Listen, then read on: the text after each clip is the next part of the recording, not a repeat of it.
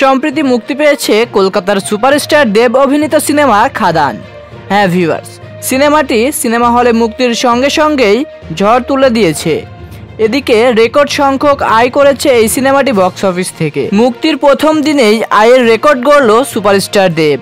হ্যাঁ viewers, advance booking সহ opening ডেতে 1 কোটির গ্রস কালেকশন করেছে এই সিনেমাটি।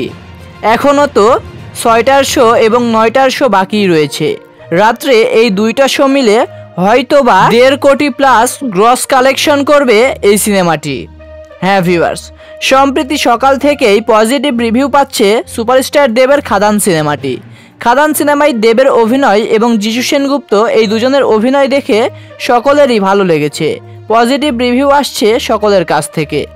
বিশেষ করে দেব ভক্তরা এই সিনেমাটি নিয়ে প্রচুর পরিমাণে নাচানাচি উন্মাদনা দেখা দিয়েছে। সিনেমা হলে সিটি পড়ছে, নাচতে দেখা যাচ্ছে দেব ভক্তদের। এই সিনেমাটির মধ্যে কিছু নস্টালজিকা সিন রেখে এই সিনেমাটি আরও দর্শকদের মন কেড়েছে, কারণ অনেক বছর পর দেব কমার্শিয়াল সিনেমায় কামব্যাক করতে চলেছে। তো ভিউয়ার্স, আপনারা যারা ইতিমধ্যে এই সিনেমাটি দেখে নিয়েছেন, আপনাদের কাছে সিনেমাটি কেমন লেগেছে অবশ্যই কমেন্ট বক্সে জানিয়ে যাবেন।